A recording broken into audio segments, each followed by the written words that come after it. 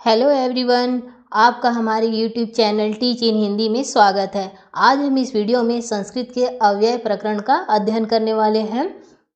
अगर आप इस वीडियो को बिना स्किप किए अंत तक देखते हैं तो मुझे पूरा विश्वास है कि संस्कृत के अवयव प्रकरण से कुछ भी प्रश्न पूछा जाए तो आप बेझिझक उसके उत्तर दे पाएंगे। यदि आपने हमारे चैनल टीच इन हिंदी को सब्सक्राइब नहीं किया है तो अभी तुरंत ही हमारे चैनल टीच इन हिंदी को सब्सक्राइब जरूर कर लें। तो हम सबसे पहले चलते हैं अपने विषय अव्यय प्रकरण पे। हम जानेंगे कि यह अव्यय क्या है। तो ऐसे शब्द जो तीनों लिंगों मतलब स्त्रीलिंग, पुल्लिंग, नपुंसक लिंग, सातों विभक्तियों और तीनों वचनों, संस्कृत में 3 वचन होते हैं, एक वचन, द्विवचन और बहुवचन, इसमें एक समान रहते हैं, उन्हें अव्यय कहते हैं। और इन अव्यय शब्दों में किसी भी प्रकार का कोई परिवर्तन नहीं होता, इसलिए इन्हें अविकारी शब्द भी कहते हैं। जिस तरह से हिंदी में मुहावरों का अर्थ और वाक्यों में प्रयोग करना होता है, उसी तरह से संस्कृत में ये अव्यय शब्द हैं जिनका अर्थ व वाक्यों में प्रयोग करना होता है। अव्यय शब्दों का वाक्यों में प्रयोग करने से पहले हमें अव्यय शब्द का हिंदी में अर्थ पता होना जरूरी होता है, तभी हम उसकी वाक्यों में प्रयोग कर सकते हैं। यहाँ पे कुछ अव्यय पदों के अर्थ व वाक्यों में प्रयोग दिए गए हैं, इसके बारे में हम जानेंगे। तो सबसे पहले है अत्र, तो इसका हमें हिंदी में अर्थ पता होना चाहिए, उसका है यहाँ। अब हम सबसे पहले इसका वाक्य में हिंदी में ही प्रयोग कर लेंगे कि तुम यहाँ आओ। ये देखिए यहाँ ये अव्यय है। तो अब हम इसका संस्कृत में अनुवाद करेंगे, त्वम अत्र आगच्छ, तुम यहाँ आओ। यहाँ पे मैं आप लोग को कुछ ऐसे अव्यय शब्दों को बताने वाली हूँ जो हमेशा एग्जाम में पूछे गए हैं, उन महत्वपूर्ण अव्यय पदों को ही मैं आपको बताऊंगी। फिर दूसरा है यदा, मतलब जब, तो इसका हम अनुवाद कर लेंगे, जब सूर्य उदय होता है तब अंधकार नष्ट होता है।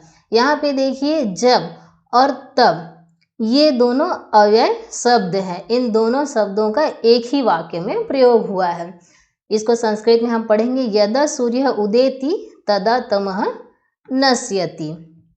उसके बाद हम देखते हैं आगे इस तब का ही अर्थ, तदा का मतलब तब, इसको भी हम हिंदी में अनुवाद करेंगे, जब बसंत आता है तब कोयल कूकती है, मतलब यदा बसंतः आगच्छति तदा कोकिला कूजति।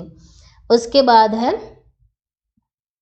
सर्वदा, सर्वदा का मतलब होता है हमेशा, हिंदी में अनुवाद कर लेंगे, गोपाल हमेशा सत्य बोलता है, उसी तरह से इसे हम संस्कृत में बनाएंगे, गोपालः सर्वदा सत्यम वदति। आप इसमें दूसरे वाक्यों में भी प्रयोग कर सकते हो उसी तरह से। और महत्वपूर्ण कुछ अव्यय हैं, जैसे है तत्र, तत्र का मतलब होता है वहाँ, इसमें है जहाँ नारियों की पूजा होती है वहाँ देवता निवास करते हैं। इस श्लोक को आपने कई बार पढ़ा भी होगा, ये सूक्ति, यत्र नार्यस्तु पूजन्ते रमन्ते तत्र देवता। उसी तरह से फिर महत्वपूर्ण अव्यय है सर्वत्र, का मतलब होता है सभी जगह, तो इसको हम संस्कृत में बोलेंगे अति सर्वत्र वर्जित, मतलब अति सभी जगह वर्जित है। फिर है यत्र, यत्र का मतलब होता है जहाँ, इसका हम हिंदी में प्रयोग कर लेंगे, जहाँ धुआं है वहाँ अग्नि है, मतलब यत्र धूमः तत्र अग्नि है। फिर है एकत्र, एकत्र का मतलब होता है इकट्ठे होना या एक जगह, तो इसमें है त्वम काष्ठान एकत्र कुरु, मतलब तुम लकड़ियाँ इकट्ठा करो। फिर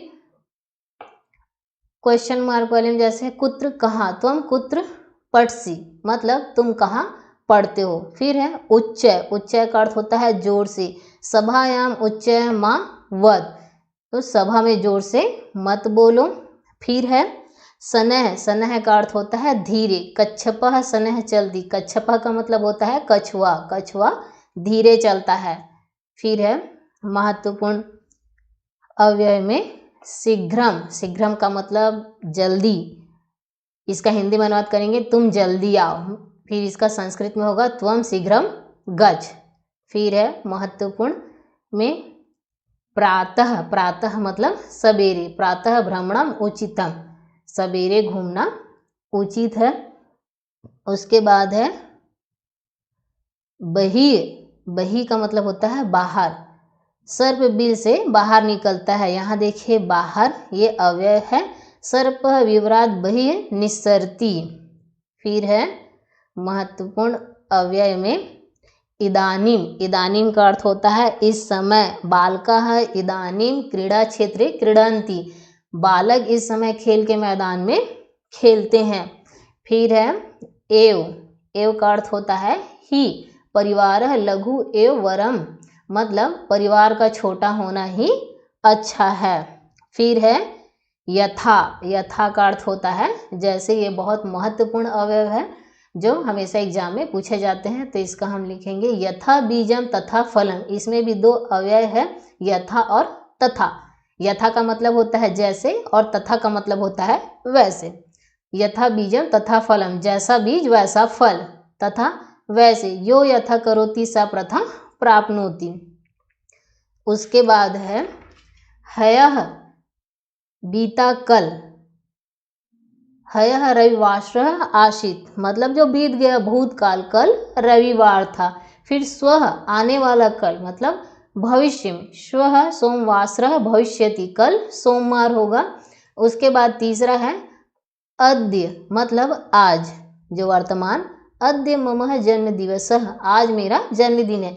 इन तीनों अव्यय को याद रखेंगे, हयः, श्वः और अद्य, ये भी महत्वपूर्ण है। उसके बाद है आपके प्रश्नवाचक अव्यय, जैसे कि कुतः यानी कहाँ से, किधर से। कुतः भवान आगतः, आप कहाँ से आए हैं। किम, क्या। किम अनिलः अपि आगच्छत्, क्या अनिल भी आ गया। तो इस तरह से ये प्रश्नवाचक अव्यय है। और अंत में है मा, मतलब नहीं। विवादम मा कुरु, विवाद नहीं करो। तो इस तरह से ये अव्यय है जिसमें आपको उसका हिंदी में अर्थ याद करना जरूरी है, तभी उसका हम वाक्य में प्रयोग कर सकते हैं। अब हम देखते हैं नीचे में कुछ प्रश्नाभ्यास दिए हुए हैं, जैसे कोष्टकाद उचित व्ययम पदम चित्वा रिक्त स्थानानि पूरयत। यहाँ पे नीचे में देखिए अव्यय शब्द दिए हुए हैं, इसी में से छांटकर आपको इन खाली स्थानों में लिखना है। तो है वृक्षस्य खाली स्थान वानरः तिष्ठति। तो इसको पहले आप हिंदी में अनुवाद कर लिए, वृक्ष से, वृक्ष के वानर चढ़ता है, तो इसमें क्या होगा, वृक्ष के ऊपर वानर चढ़ता है ना। तो ये ऊपरी, ऊपरी का मतलब होता है ऊपर, तो इसका उत्तर होगा ऊपरी। फिर है सह गृहात् खालिस्थान गच्छति, वह घर खालिस्थान जाता है। तो यहाँ से आप कर सकते हैं कि वह घर के बाहर जाता है, तो बही का मतलब बाहर, तो इसका उत्तर होगा बही। कुक्कुरः खालिस्थान भ्रमति, कुत्ता भ्रमण करता है यहाँ वहाँ, है ना, या इधर उधर। तो इत इस्ततः का मतलब होता है इधर उधर, तो यहाँ पे होगा कुक्कुरः इत इस्ततः भ्रमति। काकः खालिस्थान भासते, तो कौवा जोर से बोलता है, तो क्या हो जाएगा, ये उच्च है ये। फिर है कच्छपः खालिस्थान चलति, ये आपने भी उदाहरण में ही देखा। कच्छपः सनह का मतलब होता है धीरे चलती। सा उपवनम खालिस्थान गच्छति, तो यहाँ पे हो जाएगा प्रति, वह उपवन की ओर जाता है। बालकः खालिस्थान पठति, तो यहाँ पे हो जाएगा बालकः अधुना, मतलब इसी समय या फिर अभी पढ़ता है। जलम खालिस्थान पतति, यहाँ पे दिया है नीचे है, मतलब नीचे, जल नीचे गिरता है। पुत्री जनकेन खालिस्थान गच्छति, पुत्री जनक खालिस्थान जाती है, तो साथ में जाती है, तो ये हो जाएगा सह, पुत्री जनकेन सह गच्छति। फिर है तो खालिस्थान वदतः, तो परस्परम, मतलब वे दोनों आपस में बात करते हैं। परस्परम का मतलब होता है आपस, तो इसका उत्तर होगा परस्परम। फिर है सह खालिस्थान प्रसन्न अस्ति, सह यहाँ पे हो जाएगा, देखिए अत्यंत, यहाँ पे दिया नहीं है, है ना, अतिव, अतिव होगा। अतिव का मतलब होता है हिंदी में अत्यंत, यहाँ पे होगा सह अति प्रसन्न अस्ति। खालिस्थान मा कुरु, मा कुरु का मतलब है नहीं करो, तो हो जाएगा इत्थम मा कुरु। इत्थम का मतलब होता है इस प्रकार से या इस तरह से ना करो। फिर दूसरा है अव्यनाम प्रयोगः युग्म रूपेण अपि भवति, जिसमें दिया है यथा, यत्र तत्र, यथा तथा, यदा कदा यावत तावत। तो यहाँ पे आपको उसको लिखना है। सबसे पहले खालिस्थान बीजम खालिस्थान फलम, तो इसका हो जाएगा यथा बीजम तथा फलम, जैसा बीज वैसा फल। फिर है खालिस्थान मेघा गर्जन्ति खालिस्थान मयूरः नृत्यन्ति, तो ये हो जाएगा यावत मेघा गर्जन्ति तावत मयूरः नृत्यन्ति। यावत का मतलब होता है जब तक मेघ गरजते हैं, फिर तावत का मतलब होता है तब तक मयूर नृत्य करते हैं। खालिस्थान देशः खालिस्थान वेशः, तो ये हो जाएगा यथा देशः तथा वेशः, जैसा देश वैसा वेश। खालिस्थान सत्यम खालिस्थान विजयः, तो हो जाएगा यत्र सत्यम तत्र विजयः, जहाँ सत्य है वहाँ विजय है। और यहाँ पे हो जाएगा अंतिम में यावत, यहाँ खालिस्थान में आएगा यावत गिर्यः स्थास्यन्ति पृथ्व्यां तावत रामायण कथा प्रचलिष्यति, तो इस तरह से इसमें प्रयोग करना है। फिर तीसरा है हयः व स्वः अव्यय पदम उचित स्थाने लिखन्तु। तो मैंने आपको बताया था कि हयः स्वः और अद्य ये तीनों अव्यय बहुत महत्वपूर्ण है, हमेशा पूछे जाते हैं। तो इसमें सिर्फ दो ही दिया है, हयः और स्वः, एक बीता हुआ कल और एक भविष्य का, है ना। तो यहाँ पे आपको इसका अनुवाद करके इसकी पूर्ति करनी है।